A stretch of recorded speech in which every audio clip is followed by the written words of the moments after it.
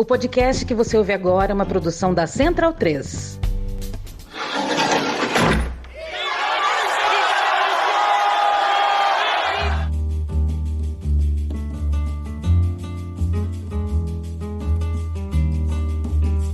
Começa agora Guilhotina, o podcast do Le Monde Diplomatique Brasil. Eu sou Luiz Brasilino e estou aqui com Bianca Pio. E aí, gente? Bom, no episódio de hoje a gente recebe o filósofo Rodrigo Nunes. Oi, Rodrigo, tudo bem? Tudo bom? Oi, Rodrigo, seja bem-vindo aqui ao nosso episódio 186 do Guilhotina. Obrigado a vocês pelo convite. O Rodrigo é graduado em Ciências Jurídicas e Sociais pela Universidade Federal de Pelotas, mestre em Filosofia pela PUC do Rio Grande do Sul e doutor em Filosofia pelo Goldsmith College da Universidade de Londres. Realizou pós-doutorado pela PUC do Rio Grande do Sul e na Brown University e desde 2013 atua como professor do Departamento de Filosofia da PUC-Rio. Ele está lançando neste ano pela Ubu Editora o livro Do Transe à Vertigem, Ensaios sobre Bolsonarismo em um Mundo em Transição, que reúne textos escritos entre setembro de 2019 e fevereiro de 2022 sobre a ascensão da extrema-direita e as polarizações políticas da última década. Bom, a gente vai conversar com ele sobre esse livro, mas antes, a gente gostaria de iniciar essa conversa, Rodrigo, falando sobre o primeiro turno das eleições. Datafolha falou em voto útil de última hora para Bolsonaro, a gente viu a eleição de mais senadores da extrema-direita, sobretudo ex-ministros, né, do governo Bolsonaro. Enfim, qual o balanço que você faz desses resultados? Bom, a primeira coisa, certamente, foi uma grande surpresa para todo mundo, porque realmente tudo que a gente tinha para basear os nossos juízos e as nossas expectativas eram os resultados das pesquisas, e os resultados das pesquisas estavam consistentemente apontando outra coisa até o momento de se abrirem as urnas. E isso gera uma série de questões aí, tem pelo menos 4 coisas aí para a gente observar ou para a gente pensar. Em primeiro lugar, talvez tenha uma questão sobre a metodologia que está sendo empregada nas pesquisas. Talvez as pesquisas tenham, na hora de ajustar, de corrigir os dados, né, para tentar equilibrar a amostragem, superestimado o eleitorado mais pobre, que tende a votar no PT nessas eleições.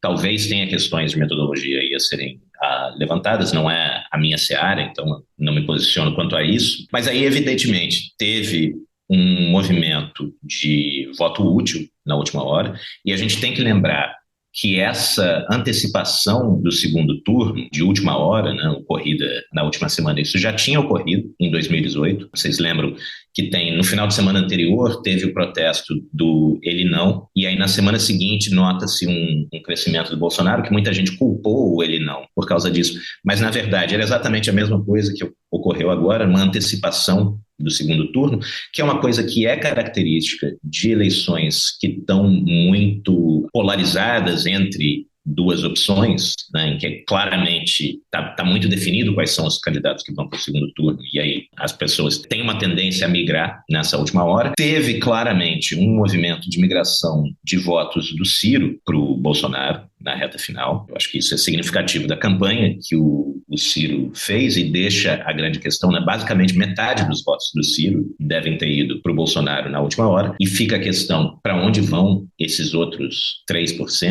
4% de votos do Ciro, porque 3% seria suficiente para o Lula ganhar a eleição. E aí tem uma questão que foi uma questão que chegou a ser discutida durante a campanha, que é a questão da possível existência de um voto envergonhado no Bolsonaro, né? Houve um pouco essa discussão sobre voto envergonhado em determinado momento, e o pessoal que é estatístico, que entende de pesquisa, a gente mediu isso, e se tem um voto envergonhado nessa eleição, é no PT, não é no Bolsonaro. Bom, eles entendem dessas coisas, eles têm lá os motivos metodológicos deles para dizer isso. É claro que isso é uma coisa que, por definição, só pode ser medida indiretamente, então eles definem lá uma variável proxy, e aí eles medem essa variável proxy, supondo que essa variável indica alguma coisa sobre a coisa que não dá para medir diretamente. Agora, quando houve essa discussão de que o voto envergonhado seria no PT, sinceramente me pareceu altamente contraintuitivo, porque em 2018 o Bolsonaro estava surfando uma onda. Ele era a esperança para muita gente, né, de uma coisa diferente, de uma coisa que ia mudar a política brasileira, etc. Agora, a gente teve 4 anos que foram, sob todos os aspectos que a gente possa julgar, bastante ruins. Então, para mim, faria muito mais sentido se agora houvesse pessoas que são eleitores de Bolsonaro que não estão expressando isso publicamente.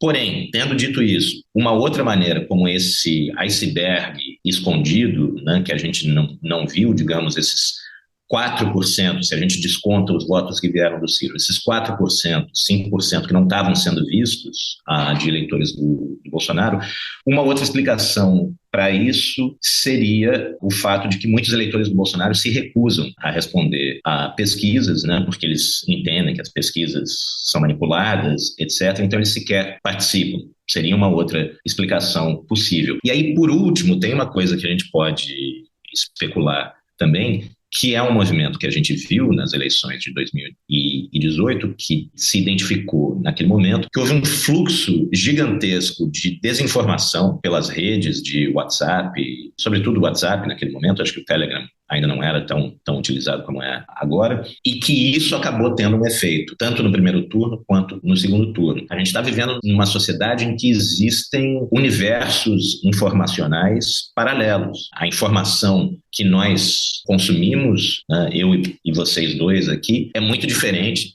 da informação que várias outras pessoas consomem e, portanto, as pessoas estão baseando as decisões delas em outras coisas completamente diferentes daquelas que a gente vê. Então, pode ser que, novamente, a gente tenha tido também um peso considerável da desinformação aí nesse caso. Sobre o Senado, a gente tem que lembrar, a renovação do Senado se dá de maneira intercalada, então, dessa vez, a gente estava elegendo apenas 1/3 do Senado, o que significa que o quadro que a gente vê agora, na verdade, é uma composição da eleição de 2018 e dessa eleição no Senado. Tem quem entrou surfando a onda do Bolsonaro em 2018, e aí pessoas que justamente se viabilizaram politicamente pela sua participação no governo Bolsonaro, né, Damares, nosso astronauta, o próprio Mourão. Claro que é preocupante, mas a gente tem que lembrar que a gente está vendo um retrato que, na verdade, é a composição do retrato de 2018 com o retrato de agora. E, por outro lado, enfim, o resultado na Câmara, certamente, né, a bancada que o PL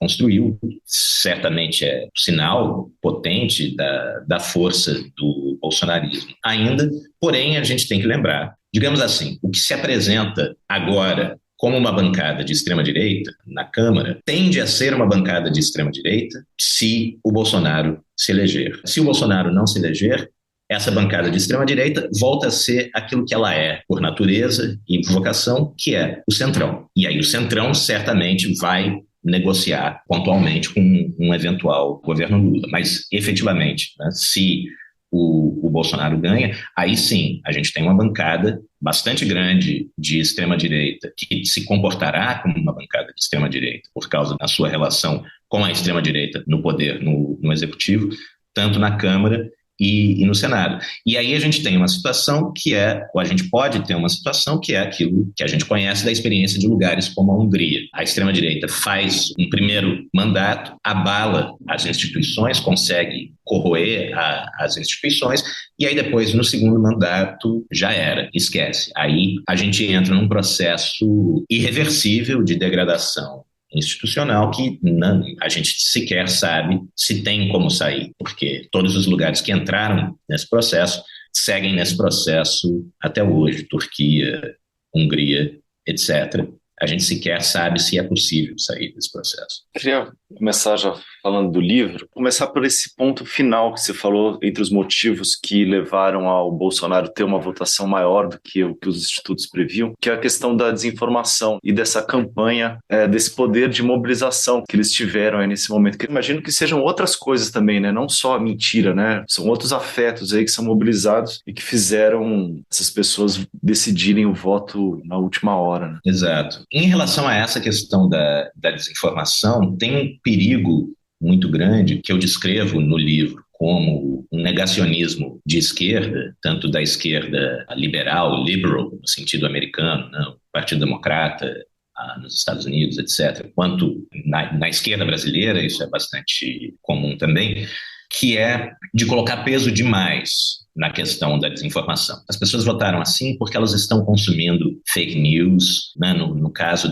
da eleição do Trump, a intervenção da Rússia nas eleições, que era a obsessão do Partido Democrata. E por que eu chamo isso de um negacionismo de esquerda? Porque, por mais que seja verdade que a extrema-direita dependa para o seu sucesso da constituição desses universos informacionais paralelos, a gente precisa se perguntar por que essas coisas, né, as fake news, por que a desinformação que circula nesses universos informacionais paralelos, por que ela fala às pessoas? Por que ela desperta desejo? Por que ela desperta identificação? Né? Com o que ela está se comunicando nessas pessoas? E aí, se a gente se coloca essa questão, a gente é obrigado a ver que tem processos muito mais profundos acontecendo que explicam esse crescimento da extrema-direita no Brasil e no mundo. A maneira como eu proponho no livro que a gente deve entender o bolsonarismo é basicamente como um conjunto de tendências sociais bastante disseminadas na sociedade brasileira, nas classes altas, tanto como nas classes baixas, na classe média, embora essas coisas possam ganhar diferentes sentidos conforme a posição que os indivíduos ocupem na estrutura social, mas, enfim, são tendências que já estão lá há muito tempo, são tendências que são algumas delas muito entranhadas na sociedade brasileira, como o militarismo, né? A ideia de que a polícia tem mesmo que bater, ou um certo conservadorismo social, que também foi muito ativado, desde os governos petistas, tem sido muito ativado por lideranças de direita como um instrumento de mobilização política. Enfim, o discurso anticorrupção, que foi muito importante em 2018, enfim, menos agora, talvez, porque é mais difícil fazer de conta que não há corrupção no governo Bolsonaro, etc. Mas, enfim, essas diferentes tendências que já estavam lá, algumas delas que são muito profundas, que têm a ver, né, com o nosso processo de colonização, com a constituição do Brasil como país, com as chagas do genocídio indígena e da escravidão, que isso significa em termos de indiferença ao sofrimento humano, todo esse caldo de cultura, esse magma escuro e terrível, tudo isso já estava lá. E o que acontece com a chegada, o que acontece com a eleição de 2018 é que isso ganha uma coesão, uma identidade e uma liderança política. Todas essas coisas estavam lá, soltas, e de repente isso é catalisado como um movimento político. E isso é o bolsonarismo, né? E eu não sou o único a dizer isso, muita gente já tinha dito, inclusive antes de mim, tinha ouvido a Rosana Pinheiro Machado dizer isso, o Orlando Calheiros dizer isso. O bolsonarismo pode, inclusive, existir sem o Bolsonaro, porque, na verdade, o fato de ter sido o Bolsonaro, a figura que catalisou isso, é relativamente contingente. O Bolsonaro é um candidato que talvez só pudesse ter dado certo numa eleição completamente sui generis, como foi a eleição de 2018. Porém, ele estava no lugar certo, na hora certa. Hoje em dia, esse capital político, a liderança desse movimento político, né, dessa coesão e identidade que se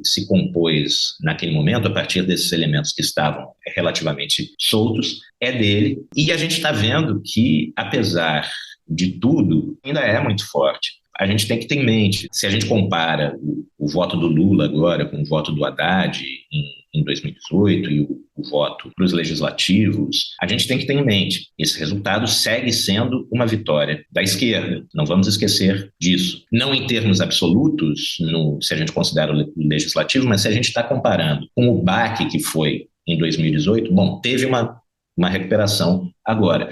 Por outro lado, infelizmente, a gente não pode deixar de dizer, para alguém que faz o governo que ele fez, um manejo completamente desastroso da pandemia, da economia, da política, das instituições, tudo, como foi o governo Bolsonaro, chegar no primeiro turno das eleições com 43% de votos é uma vitória também. E é curioso que ele parecesse bastante abatido, né, na noite da apuração, como se ele esperasse mais, mas não deixa de ser surpreendente que alguém possa fazer um governo tão ruim e ter 43% de votos em seguida. E como que o discurso da extrema-direita, que muitas vezes mobiliza um pânico moral, né, essa questão do moralismo e alimentado por desinformação, mas não só por isso, né, como você já destacou, e a resiliência do neoliberalismo desde 2018 se relacionam? Você acha que tem uma relação e se esses dois pontos se retroalimentam? Sim, certamente tem uma relação e certamente tem uma relação de retroalimentação. Isso é uma das mudanças, né, da maneira como a gente lê o neoliberalismo ocorrida na última década, talvez menos até. Tem havido essa inflexão no modo de interpretar o neoliberalismo, porque justamente isso coincide com esse período de ascensão da extrema-direita no mundo. Ou seja, isso coincide justamente com a convergência entre, por um lado, um retorno extremado do conservadorismo social, mas, por outro lado, né, uma convergência disso com formas talvez ainda mais extremas de neoliberalismo do que a gente tinha experimentado até então, e a gente vê isso muito claramente no Paulo Guedes, mas via-se isso também no Trump. Eu acho que houve um erro de análise em relação ao Trump, de dizer o Trump representa a volta do protecionismo. Na verdade, o protecionismo dele era de fachada.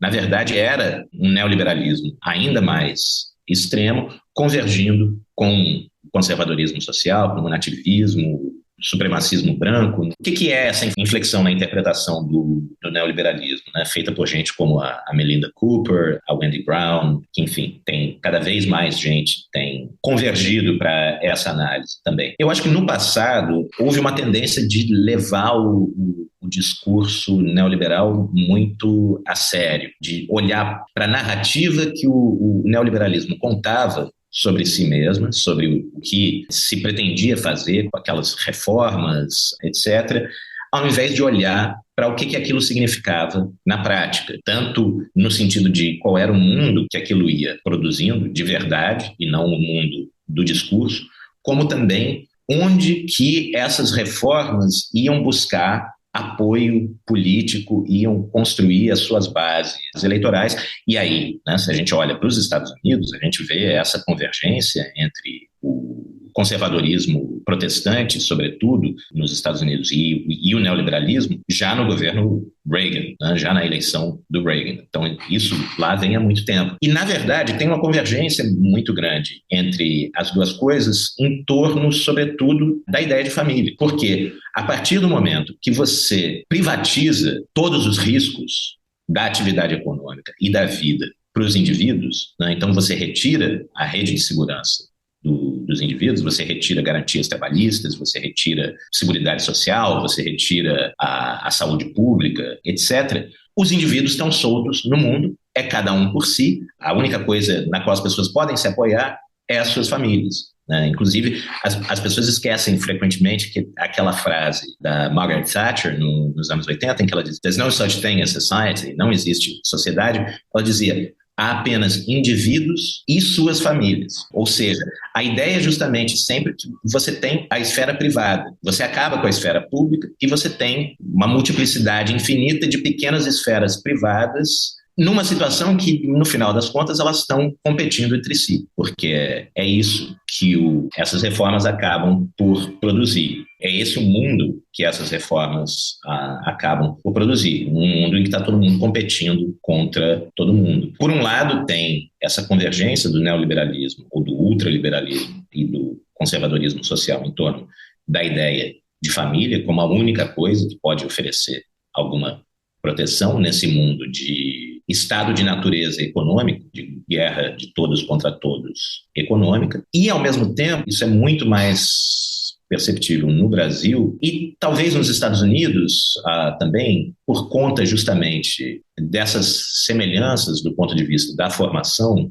dos dois países, ter sido uma sociedade escravocrata, ter sido fundada sobre o genocídio indígena, etc., que é uma maneira como o conservadorismo se expressa não apenas como disciplinamento, mas também como a permissividade. Um conservadorismo que se expressa sempre como o desejo de disciplinar o outro, mas de reter prerrogativas para si, né? Então você quer lei para o outro, mas você quer a isenção da lei para você. E isso tem uma convergência muito clara também com o neoliberalismo, porque numa situação de guerra de todos contra todos econômica, tudo é arma, né? Se você puder infringir a lei e aí fazer com que a lei valha para o outro, isso te dá uma vantagem, isso é bom, né? Então, as pessoas estão sempre jogando nessa, e ao mesmo tempo, se o outro está contestando a lei, está questionando o fato de que ele não tem direitos ou não consegue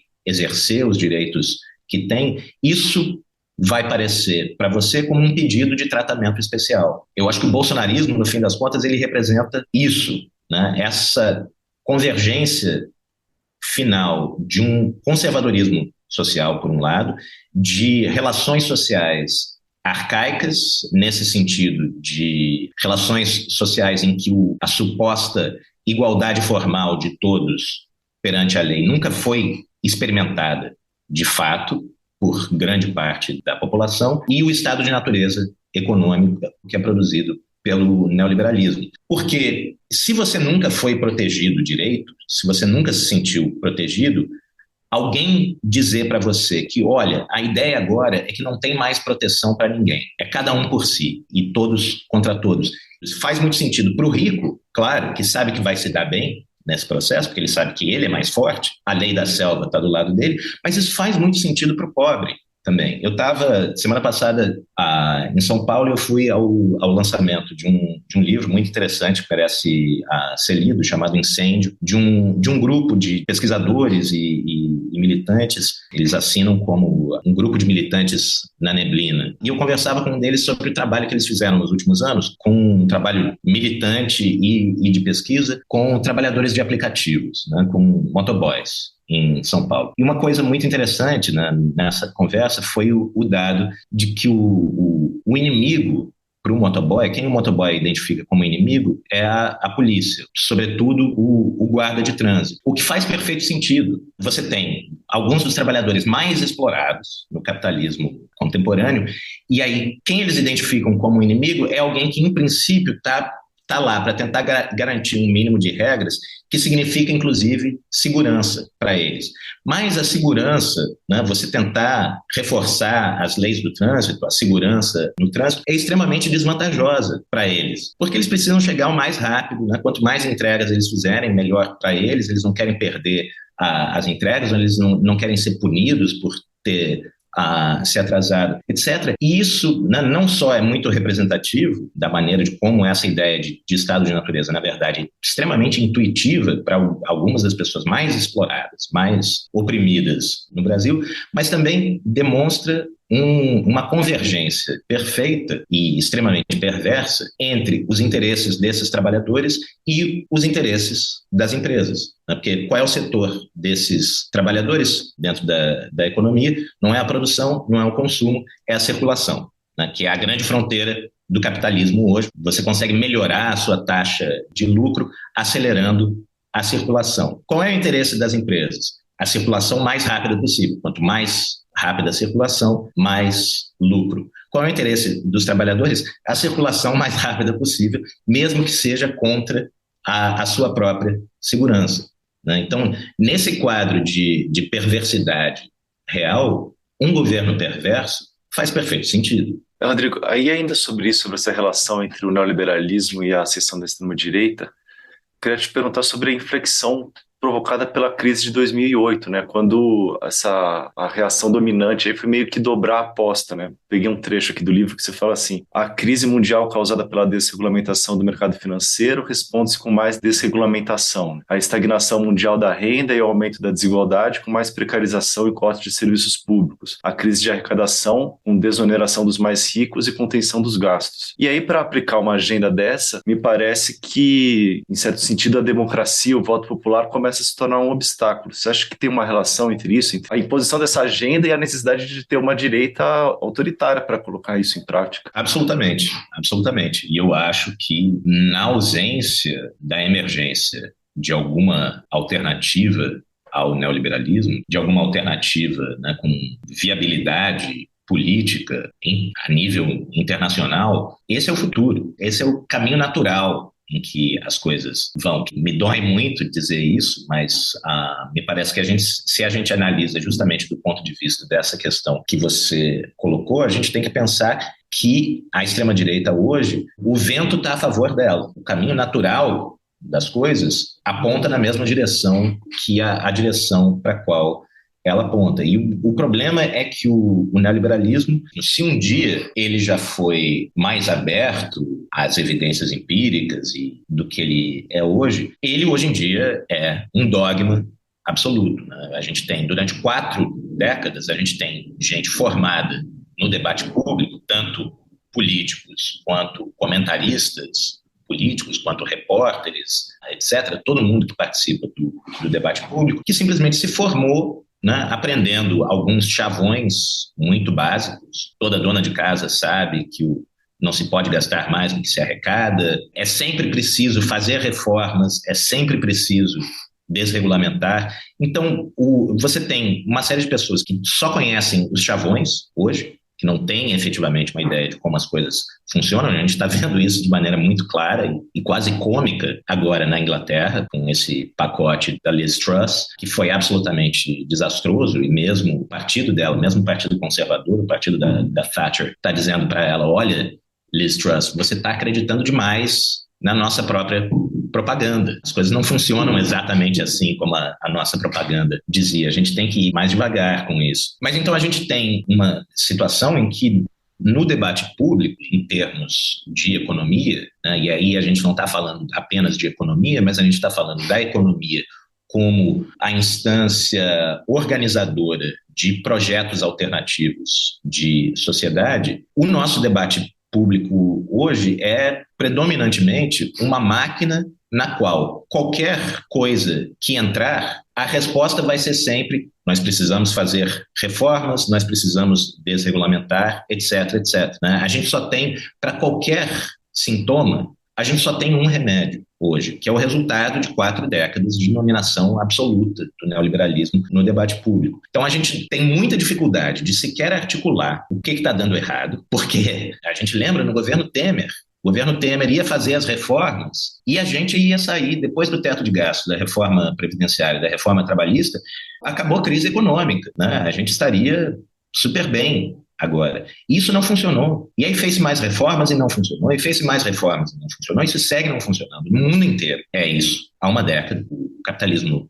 mundial está estagnado e se mantém com injeções gigantescas de dinheiro público, né, porque o quantitative easing lá o bailout lá de 2008 se estendeu por toda a década passada. Os governos seguiram, os grandes bancos centrais seguiram injetando dinheiro no mercado financeiro, e a gente não sai do mesmo lugar. Nem o neoliberalismo consegue retomar o prumo, porque, né, talvez não existam mais as condições materiais para ele tomar o prumo, nem aparece uma alternativa, e aí o que sobra é mais do mesmo. E como que a gente garante mais do mesmo? Bom, talvez a democracia comece a se tornar supérflua nesse processo. Talvez assegurar os ganhos, né, que o mercado financeiro obtém, e você assegurar as condições de predação que a gente vê, tanto no mercado financeiro, mas aqui no Brasil a gente vê de maneira muito mais literal, né? A predação é o avanço avassalador da fronteira extrativa no Centro-Oeste, na Amazônia, né? O avanço da mineração, o avanço do agronegócio, etc. A única maneira de você manter um capitalismo tão desigual funcionando é entregando a administração da política na mão dos capatazes. Eu sugiro isso é uma coisa que eu apenas jogo no livro, que eu quero desenvolver no futuro, mas essa ideia do capitalismo de capataz, que aponta justamente para essa convergência entre o ultraliberalismo, que, né, busca manter essas condições elevadíssimas de lucro e predação, e por isso precisa buscar uma aliança com forças que fazem esse movimento entre o aparato de segurança oficial e o aparato extraoficial, digamos, paramilitar, né, que no Brasil seriam as milícias. Nos Estados Unidos você tem as milícias também, mas funcionam de de outra maneira, que é isso, que seria uma convergência natural dentro exatamente desse quadro que você colocou na sua pergunta. Rodrigo, e agora eu queria falar um pouco sobre a relação do bolsonarismo com o empreendedorismo. Qual que é a importância desse signo empreendedor para o bolsonarismo? E também eu queria que você explicasse esse empreendedorismo político que alavancou as eleições do Bolsonaro. Você cita isso no capítulo 4. O que seria esse empreendedorismo político e se isso tem relação com as manifestações de 2013? O texto mais influente sobre a análise do neoliberalismo desse século, certamente, desde o final do século passado, é um texto que, curiosamente, chegou a nós meio que como uma cápsula do tempo. Foi um curso que o Michel Foucault deu no Collège de France, no final dos anos 70, em que ele dizia, né, olha, é isso que está vindo. Ele estava analisando autores neoliberais, alemães e americanos, e ele estava dizendo, olha, é isso que está vindo por aí. E é muito curioso que ele foi muito presciente nesse sentido, mas esses textos só foram ser publicados muito depois, quando aquilo que estava vindo por aí já tinha chegado, já estava completamente instalado. Talvez a coisa mais marcante que ele diz nesse curso do Collège de France é que o neoliberalismo ele compreende a sociedade como sendo formada por unidades empresa e, ao mesmo tempo, ele busca, então, né, essa é a chave de leitura da realidade que o neoliberalismo tem, mas, ao mesmo tempo, ele promove reformas que têm como objetivo justamente constituir uma situação assim, ou seja, ele promove reformas cujo propósito, do ponto de vista da subjetividade, é produzir indivíduos que enxergam a si mesmos como empresa. Ele chama isso de um empreendedorismo de si mesmo. A expressão que ficou muito marcada desse livro, que eu devo usar umas 10 vezes no meu livro, porque é enfim, parece uma chave de análise muito, muito importante. E, bom, é isso. A gente vive nesse mundo. A gente vive num mundo que funciona segundo essa lógica. Todos nós somos diariamente treinados, habituados a nos enxergarmos como empreendedores de nós mesmos, ou seja, como indivíduos que estão desenvolvendo aquilo que o Gary Becker, que é um dos autores do neoliberalismo americano, que o Foucault estuda nesse livro, chama de capital humano, né? Então, todos nós estamos tentando fazer o melhor possível com o capital humano que somos nós mesmos. Eu acho que eu já sentia quando eu escrevi o livro, mas eu não digo, me parece que já está nas entrelinhas. Aí é que a Web 2.0 talvez tenha sido o que faltava para nos transformar em empreendedores de nós mesmos, ainda depois de décadas de neoliberalismo. A Web 2.0 terminou de fazer, né? Porque o modo de interação, de subjetividade que a Web 2.0 produz é esse. Nós somos indivíduos nas redes sociais, competindo no mercado de likes, no mercado de compartilhamentos, no mercado de retweets, etc. A gente seja consciente disso ou não, é isso que a gente está fazendo lá. Então, faz muito sentido a convergência do bolsonarismo e da extrema-direita em geral com essa cultura que é produzida, por um lado, né, pelo empreendedorismo de si mesmo, por outro lado, pela Web 2.0, pelas redes sociais, que é a cultura do coaching, que é a cultura do influencer, etc. Que, por um lado, esses indivíduos eles embarcam no bolsonarismo, como embarcaram no Trump nos Estados Unidos, por interesse pessoal, é carreira para eles também, né? Você vê essa onda vindo e você entra nessa onda, você surfa essa onda também. Em surfando essa onda, né, sendo influencer de extrema-direita no Instagram, criando um canal no YouTube, etc., você está, ao mesmo tempo, ajudando a criar essa onda, né? Você está aumentando a onda, você está engrossando a onda, e isso é carreira, isso é capital no sentido econômico, né? Porque aí você monetiza os seus vídeos, você vende produtos, né? Vende camiseta, livro, e isso é capital político, porque aí o presidente vai querer falar com você, de repente, né, algum partido vai convidar você a se candidatar, etc. Isso, na verdade, é a convertibilidade constante de capital econômico em capital político. Você está constantemente transformando uma coisa na outra. Você está ganhando dinheiro fazendo política e você está, na sua atividade econômica, você está se cacifando politicamente também. Então, isso, do ponto de vista, digamos, da organização da extrema-direita, sobretudo no caso brasileiro, no caso americano, que eu acho que são os dois casos que mais se assemelham no mundo, e eu acho que isso ainda não foi suficientemente explorado, na verdade, o quanto a extrema-direita americana e brasileira têm em comum, para além da clara inspiração que a família Bolsonaro, que o entorno da família Bolsonaro tem lá no Stephen Bannon, no Trump, evidentemente, no vocabulário da alt-right, e etc. Mas tem uma outra relação também entre bolsonarismo e empreendedorismo que a gente poderia desenvolver, que retorna àquela discussão que a gente estava tendo nas duas questões anteriores, que é, nós vivemos um mundo em que a gente é chamado o tempo inteiro a se identificar como empreendedor, a se identificar com os empreendedores bem-sucedidos, a enxergar as coisas do ponto de vista de um Elon Musk, e, ao mesmo tempo, um mundo onde ser bem-sucedido é acessível para cada vez menos pessoas. Porém, a grande força do empreendedorismo, dessa ideologia do empreendedorismo, é que porque ela torna as pessoas cegas às condições estruturais nas quais elas se movem, porque você enxerga todo mundo como indivíduos lidando com outros indivíduos, você não enxerga as dimensões estruturais.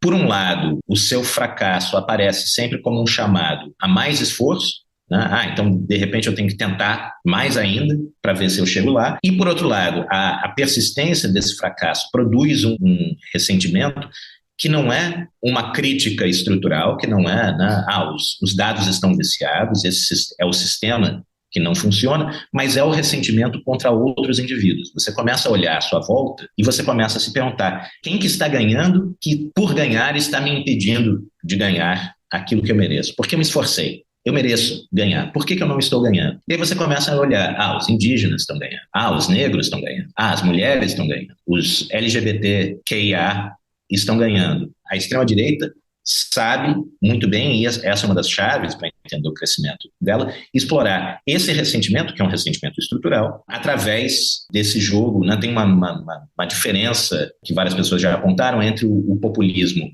de esquerda, que seria o populismo que constrói, né, nós, o povo, contra eles, a elite, e o populismo de direita, que é sempre um populismo triádico. Nós, o povo, estamos contra uma elite que ajuda, que favorece uma minoria. E nesse esquema triádico está justamente esse jogo da exploração do ressentimento. Você diz, olha, aqueles lá estão ganhando, e é por isso que você está perdendo, e eles estão ganhando porque esses outros aqui os estão favorecendo. Então você constitui a base do jogo desse populismo de extrema direita que a gente está vendo na ascendente hoje. Tem uma passagem no Direito, Legislação e Liberdade, do Hayek, que é uma passagem, é um momento de sincericídio do Hayek, em que o Hayek especula em voz alta. Para o Hayek, na teoria do Hayek, justiça seja feita a ele, é absolutamente claro que o mercado não é meritocrático. Ele diz isso com todas as letras. O mercado é uma mistura de mérito e sorte. E você pode ter todos os méritos e não ter sorte, e você não vai ganhar, porque o mercado é um jogo de azar. Tem esse momento que é muito interessante em que ele especula em voz alta. O que é melhor a gente dizer para as pessoas? Se a gente diz para as pessoas que o mercado é estritamente meritocrático, isso é muito melhor do ponto de vista de conquistar a adesão das pessoas. O mundo em que a gente vive, muita gente acredita nessa história de meritocracia e a sua adesão está justamente aí. Eu me esforço, eu mereço, né? Eu estou trabalhando, eu vou chegar lá, eu tenho que chegar lá mais cedo ou mais tarde, porque é assim que as coisas funcionam. Ele diz, né, ele fala com todas as letras, será que é uma boa a gente dizer isso para as pessoas? Porque o que pode acontecer é, né, aí as pessoas se depararão com o fato de que, na verdade, não é assim que as coisas funcionam, o mercado não é estritamente meritocrático, o mercado é um jogo de azar, e isso vai produzir revolta nas pessoas, né? As pessoas vão entender que tem alguma coisa errada aí. E eu acho que, em boa parte, o esforço que eu tento fazer do Transe à Vertigem é entender por que isso não acontece, né? Por que isso que o Hayek temia, se a gente convencer as pessoas de que o mercado é meritocrático, mas aí as pessoas se depararem com o fato de que, na prática, ele não é, as pessoas vão se revoltar, por que isso não ocorre?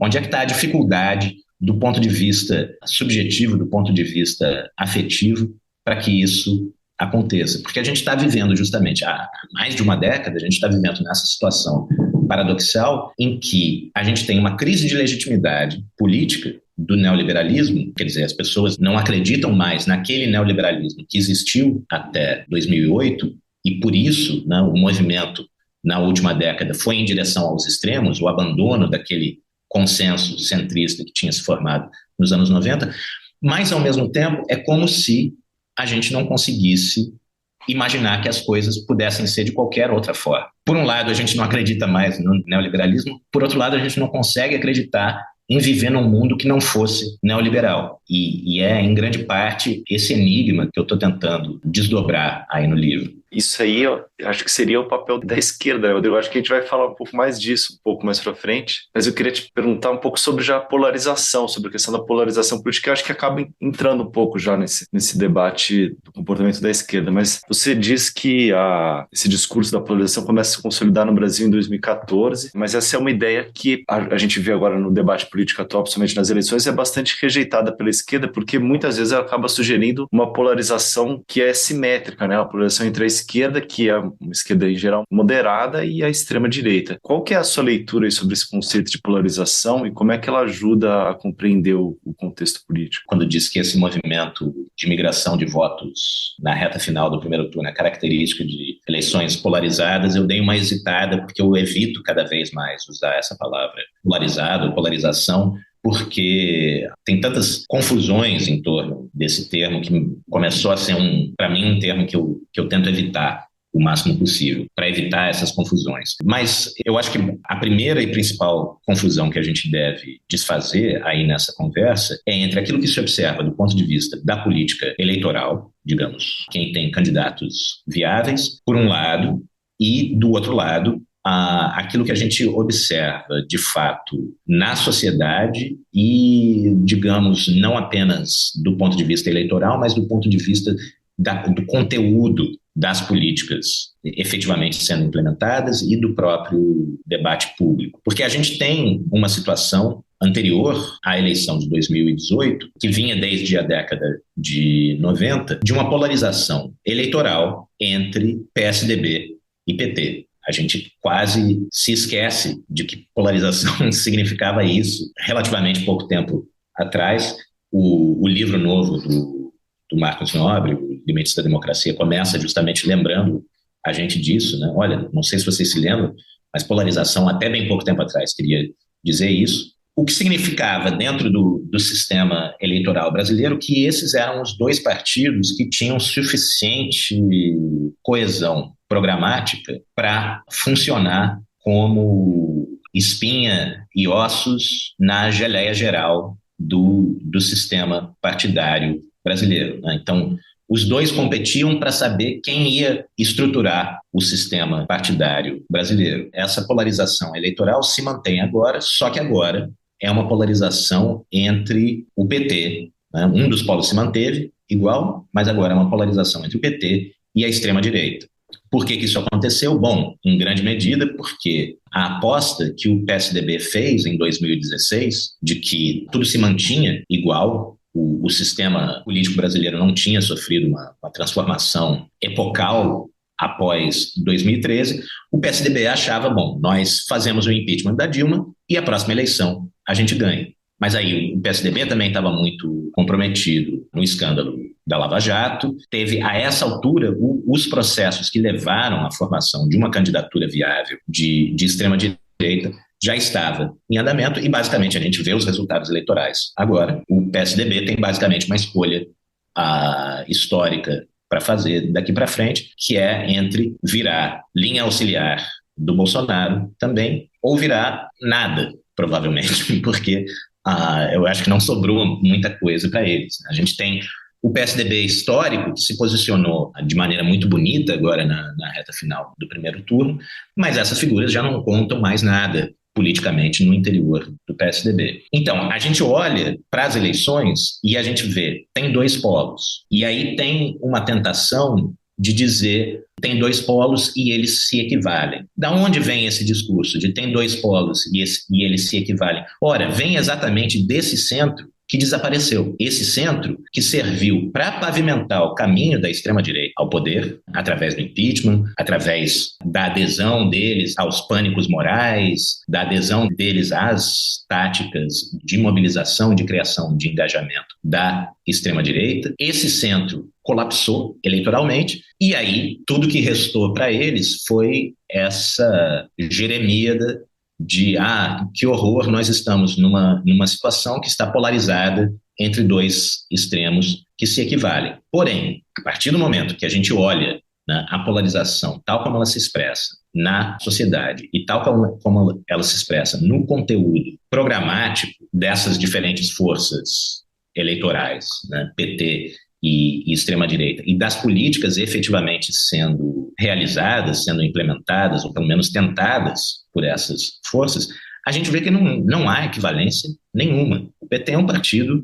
de centro-esquerda e, do outro lado, você tem a extrema-direita. Então, no final das contas, você fingir que há uma equivalência entre as duas coisas serve apenas para quem está tentando cavar um nicho político de volta para si, se colocando como essa terceira via, mas, né, até aqui, eu acho que a gente pode dizer que essa foi a estratégia política mais tentada no Brasil nos últimos, 6 anos, e aqui absolutamente não funcionou. A terceira via não saiu do lugar nesse período todo e, para muita gente, serve como desculpa depois acabar apoiando a extrema-direita, né? Porque aí você construiu uma situação de que, o que eu enxergo é uma equivalência entre os dois polos, portanto, se há uma equivalência, não vai fazer diferença se eu for para lá ou for para cá. Você se justifica por antecedência pelo apoio que você vai dar, seja ele crítico, seja ele como você quiser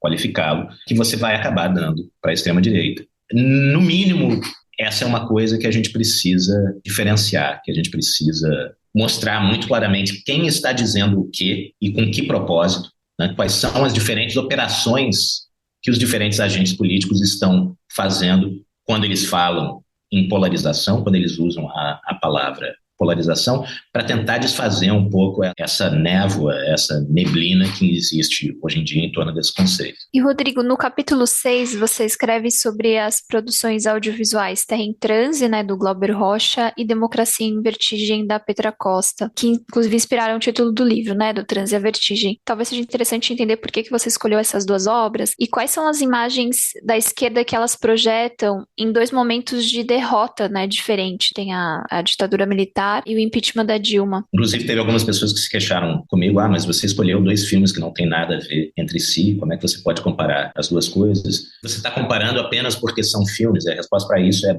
em primeiro lugar, você pode comparar qualquer coisa com qualquer coisa, porque é exatamente assim que funcionam comparações, mas em segundo lugar, o que importa aí não é o fato de que sejam filmes, mas é justamente o fato de que são filmes que são feitos e estão respondendo a momentos de derrotas históricas da esquerda no Brasil. Terra em Transe e todo o resto da filmografia daquele período, que eu também me refiro, embora mais brevemente nesse texto, que está respondendo ao golpe de 64, e a Democracia em Vertigem, uma série de outros, fundamentalmente foram documentários que foram feitos sobre o impeachment da Dilma em 2016. A chave aí para fazer a comparação, na verdade, não é nem apenas o fato de que sejam 2 momentos de derrota que o cinema brasileiro está tentando capturar e entender de alguma maneira, mas é também o fato de que, inevitavelmente, essa safra de filmes pós-2016, ela se refere constantemente ao golpe de 64. Eles se referem constantemente àquele outro momento de derrota histórica da esquerda. E o que salta aos olhos aí é que parece que a leitura que 2016 faz de 1964 é a leitura que 1964 fazia de si mesmo com sinais invertidos. Então as pessoas estão olhando para 64 para tirar a conclusão oposta à conclusão que 1964 parecia estar tirando de si mesmo. Nisso, o filme do Glauber, né, o Terra em Transe, além de ser certamente o filme mais importante, o melhor filme dessa safra, mas também é um filme que é muito diretamente. Ele está muito diretamente fazendo uma narrativa ficcional do governo João Goulart e descrevendo o problema, um impasse no qual o governo João Goulart tinha se colocado de tentar ser um governo de conciliação até o limite, e aí esse limite, a elite brasileira chega à conclusão de que já chegou, e o problema, aliás, o eterno problema da democracia brasileira é, toda vez que a elite brasileira não tem candidatos eleitoralmente viáveis, a gente acaba ou numa aventura, como Collor e Bolsonaro, ou com um golpe, como 64. Então, naquele momento, a elite brasileira decide, bom, a gente já aguentou isso por tempo demais, a gente já deixou isso ir longe demais e resolve se mover para preparar o golpe. Na última hora, o João Goulart decide, então, e isso está também muito bem representado no filme, na figura do Vieira, o personagem, o político populista, resolve, então é isso, vamos, não tem mais conciliação, eu vou encampar o programa das reformas de base. Se a gente compara isso com a queda da Dilma, a gente está falando de duas coisas completamente diferentes. A Dilma foi derrubada basicamente pela sua própria coalizão. Ela foi derrubada pelo seu vice. Ela foi derrubada num momento em que, depois de ter feito a campanha dizendo eu sou a única candidata que não fará um ajuste fiscal, ela tinha começado o seu governo fazendo um grande ajuste fiscal. Quer dizer, se o João Goulart parece ter caído por ter tentado avançar, a Dilma parece ter caído por não ter mais onde recuar. E o sistema político, naquele momento, ter percebido que, bom, o PT se tornou supérfluo nesse arranjo de forças e, na verdade, a queda do PT nesse momento nos dá uma oportunidade histórica de repactuar por cima a Constituição de 88, que é basicamente isso que vai acontecer. E aí a gente tem a PEC do teto de gastos, etc. Uma repactuação do contrato político que é feita à revelia dos trabalhadores, que é feita à revelia dos mais pobres, porque não tem ninguém na mesa para representá-los. O PT, no início do segundo governo da Dilma, não estava representando os interesses dessas pessoas, porque ele estava promovendo o ajuste fiscal, e aí o PT é expulso da mesa, e aí só sobra a elite econômica e a elite política brasileira negociando com ela mesma para fazer essa repactuação. O problema aí é qual era a história que os filmes de 2016 se contavam ao fazer essa comparação com 1964. Não era, as coisas deram errado, porque se tentou conciliar demais, era pelo contrário. Veja só, nós fizemos todos esses esforços de conciliação e ainda assim nos deram um golpe. Ora, o que parece ser o corolário, o que parece ser a conclusão de uma leitura assim? É que da próxima vez nós temos que tentar fazer ainda mais concessões, nós temos que conciliar ainda mais para ver se assim nós não tomamos o golpe. E isso me parece a compreensão completamente equivocada daquela situação. Me parece que o problema ali foi justamente que o PT achou que, não é uma crítica, não estou fazendo uma crítica utópica de que o PT deveria ter feito a revolução. Nem tampouco estou dizendo que o PT deveria ter sido mais radical para agradar a mim, para corresponder a uma ideia de esquerda que eu tenho. Não, o que eu estou dizendo é, do ponto de vista da realpolitik, do ponto de vista do realismo político, aquilo deu errado, porque a questão, tal como eu coloco no capítulo seguinte do livro, a questão no final das contas é fazer conciliações é inevitável, numa situação em que você não é inteiramente dominante, numa situação em que outros agentes têm forças contrárias a você, tem bastante peso, tem bastante força. Porém, se ao mesmo tempo que você faz conciliações, que você faz concessões, você não está trabalhando para mudar a correlação de força, a tendência é que no futuro você tenha que conceder sempre mais. Porque o que aconteceu ao longo dos governos petistas? O agribusiness se fortaleceu, como nunca antes. A mineração, o setor mineiro, o setor primário como um todo, se fortaleceu. Os bancos se fortaleceram. Houve um momento em que aquilo estava funcionando para todo mundo, porque a economia estava indo bem, e aí houve um momento em que a economia deixou de ir bem, e esses grupos, esses interesses que tinham se fortalecido ao longo dos governos petistas, pensaram, bom, agora a gente não precisa mais do PT. Agora a gente tem uma oportunidade histórica para chutar o PT para fora dessa coalizão e fazer essa grande repactuação da Constituição de 88. A ideia de radicalidade ou de radicalismo que eu estou propondo no livro não tem absolutamente a ver com a ideia de que você poderia governar sem fazer qualquer concessão. Mas tem a ver com a ideia de que, olha, você não pode apenas fazer concessões. Enquanto faz concessões, você não está também trabalhando para mudar a correlação de forças. Em algum momento, a situação que tornava possível esse equilíbrio que você encontrou vai mudar, como ela começa a mudar, politicamente a partir de 2013, dos protestos de 2013, e economicamente, né, com a abertura da crise econômica a partir de 2014, e aí também, do ponto de vista político, a explosão do escândalo Lava Jato. No momento em que as condições que tornavam aquele equilíbrio possível mudarem, você vai perder, porque você não se preparou justamente para estar mais forte numa situação futura. Me parece que foi isso que aconteceu, e é essa a lição que a gente precisava tirar de 2016, e por isso que eu quis dialogar e, enfim, e questionar esses filmes que foram feitos sobre o impeachment da Dilma. Você falou um pouco aí do capítulo seguinte, que é sobre julho de 2013, que é o texto que encerra o livro. E é também o ponto de partida de muitas análises sobre o momento político atual. Queria te fazer aí mais ou menos 3 perguntas, mas que são mais ou menos o fio aí de 2013. Qual a sua avaliação sobre os motivos que levaram àquela jornada de mobilização de massa, que são motivos muito disputados, né? Te perguntar se ele é causa ou sintoma do que veio depois do bolsonarismo, da ascensão da extrema-direita. E, por fim, eu devolvo uma questão que você discute no livro, que é se poderia ter sido diferente, né? Se, usando suas palavras, era necessário que tudo desse no que deu. Bom, uma das coisas que eu defendo no livro é que a gente deve entender aquilo que mobiliza as pessoas, aquilo que faz as pessoas agirem politicamente, aquilo que faz as pessoas irem para as ruas. A gente deve entender isso não tendo como referência uma espécie de parâmetro absoluto, mas tendo sempre como referência parâmetros relativos. O que eu quero dizer com isso é o seguinte: se você olhar, que é o que muita gente faz, muita gente olha para junho de 2013 e aí, né, aponta gráficos de indicadores econômicos da década anterior e não sei o que, e diz, mas por que as pessoas estavam protestando? Isso não faz o menor sentido.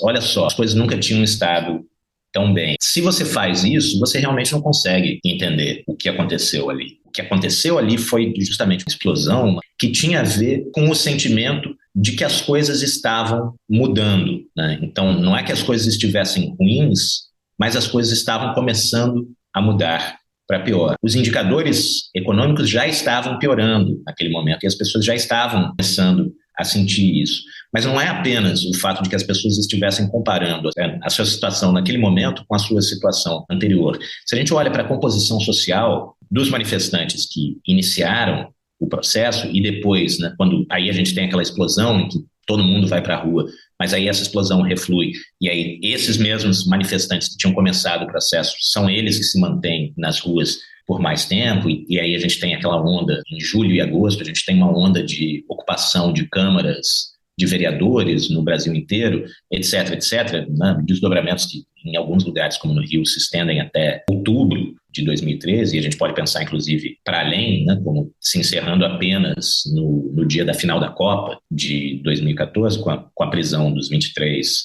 aqui no Rio.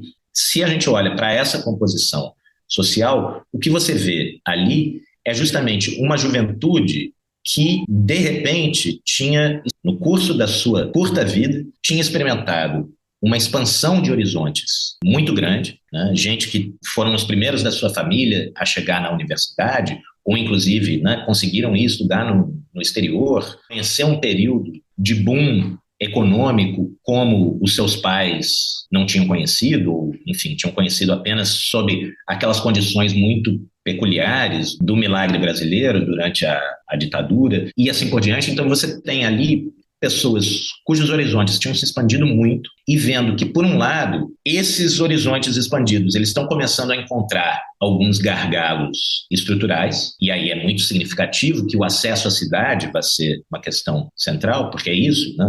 Muita coisa tinha de fato melhorado durante os governos petistas, mas o direito à cidade não tinha, né? Porque o transporte público não tinha melhorado, as ruas tinham ficado mais cheias de carro, em parte por causa do crescimento econômico, mas também por causa de uma aposta deliberada dos governos petistas na indústria automobilística. A segurança pública, pessoas continuavam a ter uma sensação de insegurança bastante grande, etc. Então, por um lado, as pessoas que tinham experimentado essa expansão de horizontes, elas começavam a ver gargalos estruturais no horizonte e, por outro lado, elas começavam a sentir que talvez, né, a gente tivesse chegado ao pico de uma curva de melhoria nas condições de vida e a gente agora estivesse começando a entrar no declive. Por um lado, tem limites até onde a gente está conseguindo ir. Por outro lado, talvez os nossos horizontes comecem a encurtar muito rapidamente. De novo, como de fato aconteceu, primeiro com a crise e aí com essa sequência do governo Temer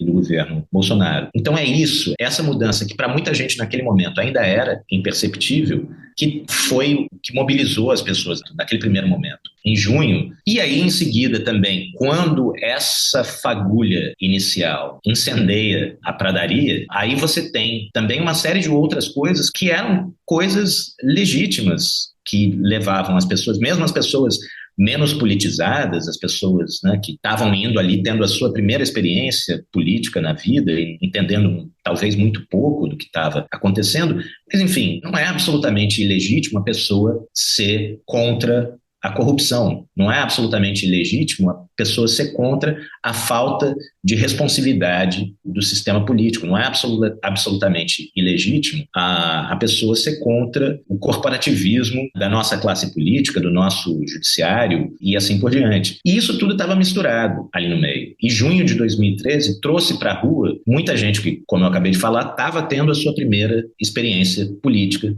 na vida, que, portanto, não falava automaticamente uma linguagem de esquerda e tampouco se reconheceriam automaticamente na esquerda. E eu acho que houve um erro muito grande nesse momento de automaticamente identificar essas pessoas como sendo de direita, porque elas estavam dizendo a mesma coisa que os meios de comunicação estavam dizendo, porque, né, elas estavam falando de corrupção, etc. E eu acho que, evidentemente, também houve pessoas de direita, embora, não é uma coisa que eu sempre digo, a história de que houve um momento em que a direita tomou conta das manifestações de junho de 2013 é uma história que se aplica à cidade de São Paulo e olhe lá. No resto do Brasil, isso não aconteceu em lugar nenhum, que eu saiba. Mas então, obviamente, existia gente de direita, mas na verdade também existia muita gente que estava em disputa. E a esquerda não soube disputar essas pessoas. A esquerda institucional, ou seja, o PT, porque se apavorou diante daquilo, porque o PT julgava até então que ele possuía o monopólio da mobilização social no Brasil, por causa da sua relação muito íntima com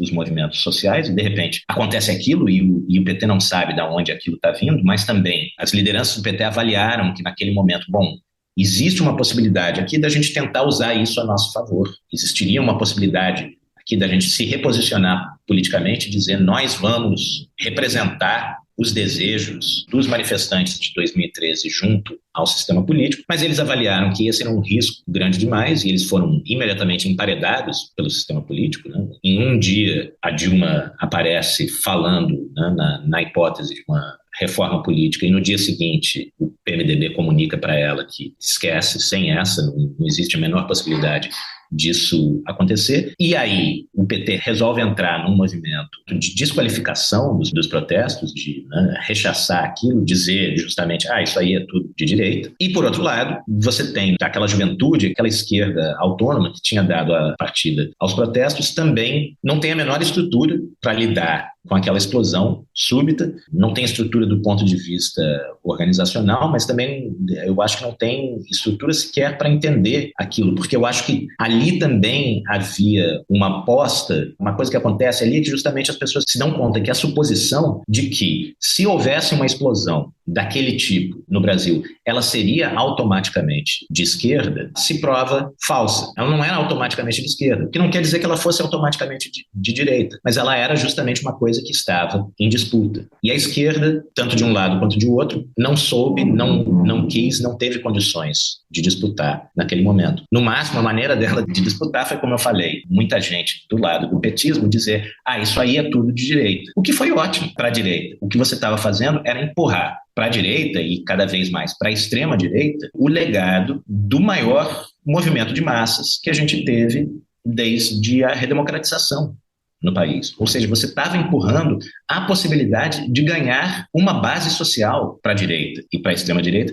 que é uma coisa que eles nunca tiveram no Brasil. Poderia ter sido diferente se a esquerda tivesse conseguido fazer essa disputa, o que, para mim, muito claramente teria exigido da parte do PT, naquele momento, um reposicionamento. O PT teria que ter mudado, teria que ter justamente se descolado do establishment político e se colocado como, bom, nós seremos os interlocutores junto ao sistema político dessas demandas que estão aparecendo nas ruas. Esse legado, a partir de um determinado momento, a esquerda não quis fazer nada com aquilo, teve medo daquilo, e aí esse legado ficou numa disputa praticamente de um lado só. Essa grande oportunidade, o que eu descrevo no livro como essa grande oportunidade pedagógica, que foi junho de 2013, no sentido de justamente que você atrai para a rua muita gente que estava tendo a sua primeira experiência política, quem acabou aproveitando essa oportunidade pedagógica foi a direita, e a extrema-direita é esse o resultado em que a gente se encontra. Então, eu acredito sim que as coisas teria sido muito difícil, com certeza, e eu consigo entender o cálculo que se passava na cabeça das lideranças petistas, eu consigo entender o cálculo que se passava na cabeça de muita gente que cometeu isso, que eu descreveria como erros, mas ao mesmo tempo poderia ter sido diferente, e é nesse sentido que a gente pode falar em uma relação entre junho de 2013 e a eleição do Bolsonaro, e a constituição de uma base social ampla da extrema-direita no Brasil. Não é uma coisa, é a causa da outra, como se a gente estivesse falando de uma bola de bilhar batendo em outra bola de bilhar. Não, junho de 2013 abre uma situação, abre uma conjuntura. Essa conjuntura está em disputa, e as condições em que a disputa se deram foram, me parece, essas que eu acabei de descrever. Bom, dessa disputa sai esse resultado que a gente está vendo agora, mas não é junho de 2013 causou Bolsonaro. Quem causou Bolsonaro foi todo mundo que agiu no interior dessa conjuntura da maneira que agiu, contribuindo eventualmente para um resultado como esse. Para encerrar, eu queria te perguntar sobre a eleição, né, que está chegando aí para o segundo turno, e talvez o que seja possível projetar para depois disso, levando em consideração muito o que você tem falado aí sobre a questão da esquerda. No livro você coloca que existe aí já nas minhas palavras, meio que uma falsa oposição entre operar dentro dos limites do possível e agir com ambição. Você acha que cabe um pouco à esquerda superar essa discussão, esse dilema, né? Se esse é o momento agora na eleição e tal, se é para depois. Bom, eu acho que a gente tem 3 grandes pontos de interrogação para o segundo turno. O primeiro é certamente relativo às pesquisas. Acho que agora está todo mundo traumatizado com essa experiência do primeiro turno. Eu tenho medo, inclusive, de dar entrevistas sobre qualquer coisa e acabar fazendo um papelão, como eu inevitavelmente fiz nesse primeiro turno, fazendo comentários e previsões a partir daquilo que a gente observava de maneira, né, bastante consistente em todas as pesquisas que tinham saído. Então, essa é uma primeira grande incógnita. A segunda grande incógnita é o que vai ser da campanha do PT. O PT ganhou claramente a estratégia.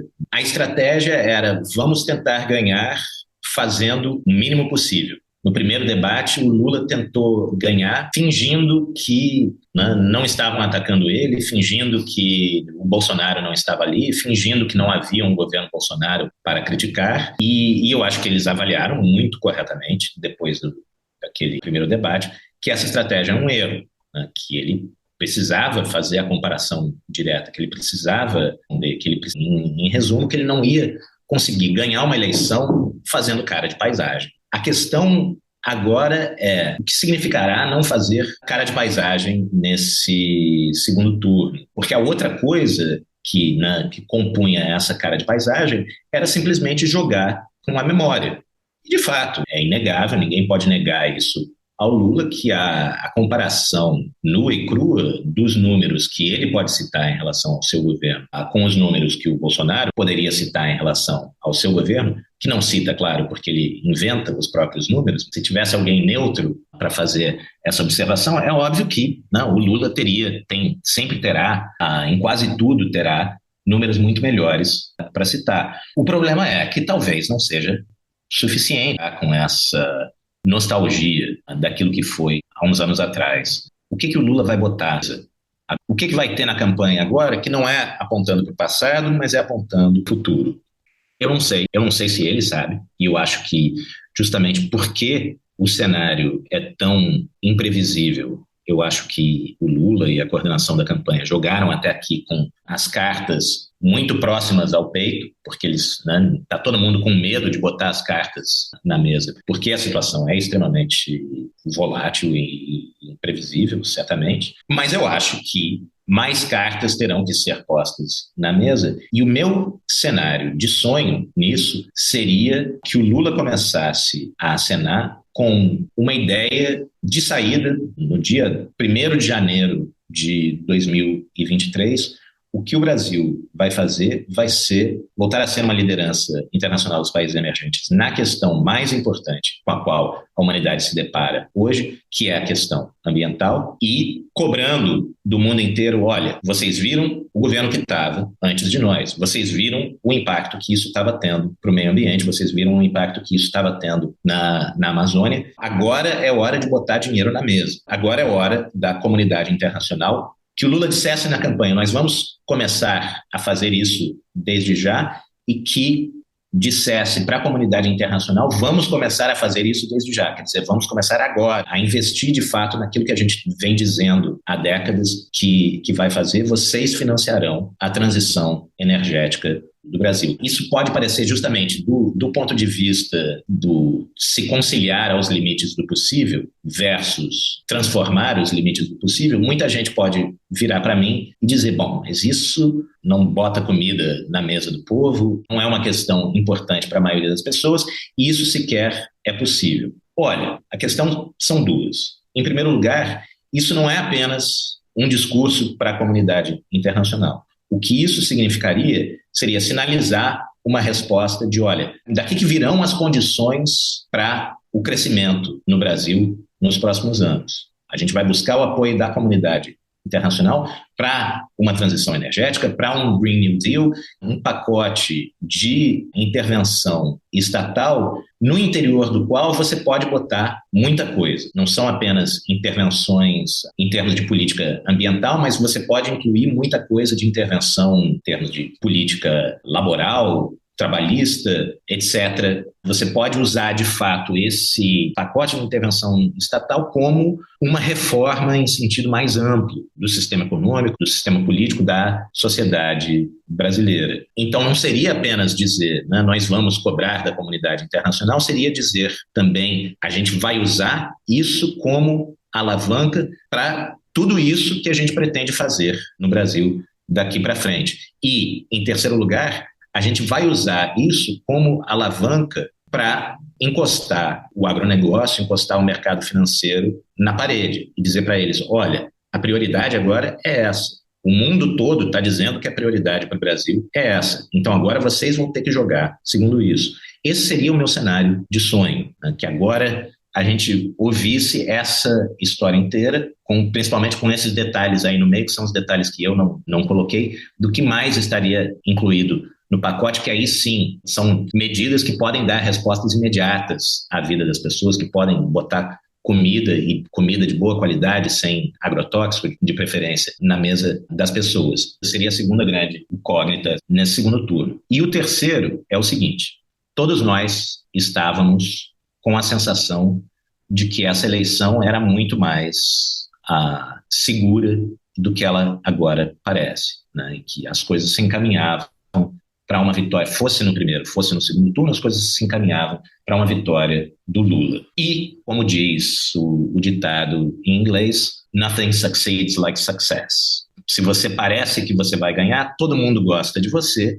e semanas antes desse movimento, que parecia muito claramente apontar na direção de uma vitória do Lula, o grande capital nacional, a nossa classe política, muita gente, inclusive dentro do governo Bolsonaro, começou a fazer acenos para o Lula, buscando já se posicionar para um eventual novo governo. Agora que talvez, e aí, né, isso vai depender das próximas pesquisas, se é que a gente vai conseguir confiar nas próximas pesquisas, se é que a gente não está traumatizado demais, um Bolsonaro mais forte tende a atrair de volta vários desses atores que já estavam, né, se movendo mais ou menos discretamente em direção ao Lula. E isso significa que esse segundo turno vai ser um grande teste de caráter para a classe política, para a elite econômica, para outros agentes políticos, como o judiciário, como os militares, será o maior teste de caráter, talvez, que a política brasileira já experimentou.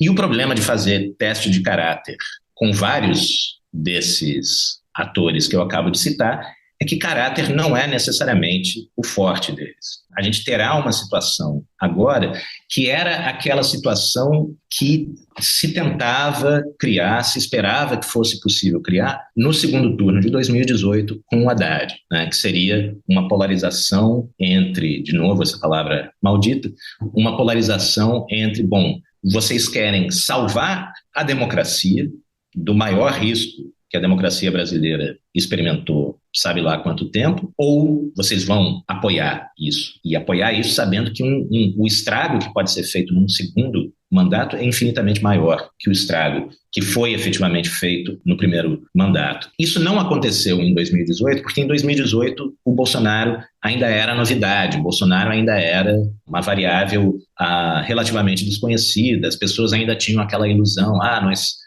nós conseguiremos, quando ele chegar lá, a gente vai saber domá-lo, etc. Agora a situação é muito diferente.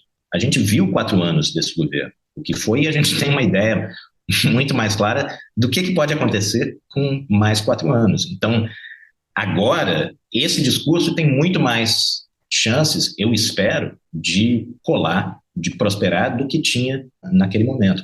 Mas isso, de novo, infelizmente, é uma grande questão, é um grande ponto de interrogação, é saber como essas diferentes forças políticas, como esses diferentes atores políticos vão se posicionar num quadro em que talvez o Bolsonaro esteja mais forte do que a gente pensava até bem pouco tempo atrás. Perfeito, Rodrigo. Hoje recebemos o filósofo Rodrigo Nunes, autor do livro Do Transe à Vertigem, Ensaios sobre o Bolsonarismo e um Mundo em Transição, lançado agora pela Ubu Editora. Rodrigo, obrigado demais aí pela participação aqui no Guilhotina. Obrigado a vocês. Valeu demais pela conversa. O Guilhotina é o podcast do Le Monde Diplomatique Brasil. Para nos apoiar, faça uma assinatura a partir de R$ 12,90 em nosso site, diplomatique.org.br/assine. E te convidamos também para seguir ou favoritar o Guilhotina na plataforma que você nos ouve. E se você utiliza o Spotify, avalie o nosso podcast. E se você tiver qualquer sugestão, é só escrever para a gente em guilhotina@diplomatique.org.br. Valeu pela audiência e até semana que vem. Até.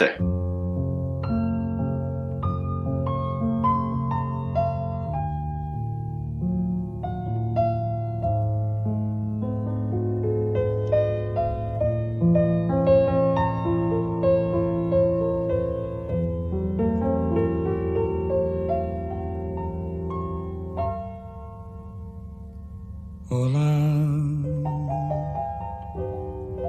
como vai? Sei que você não quer voltar mais,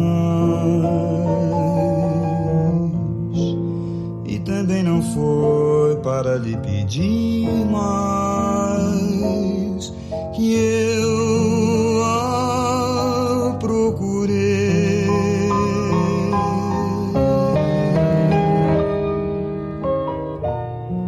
Eu concordo, é bem melhor assim. Era tempo e o tempo fez-se fim. Mas saiba você, ainda não se foi. Você está em toda parte onde eu meu sonho eu sou. A mudez das coisas fala de você, de nós dois, sem nós dois. Você esqueceu de levar você. Sou feliz porque o mais belo de você foi o que ficou pra fazer eu sorrir.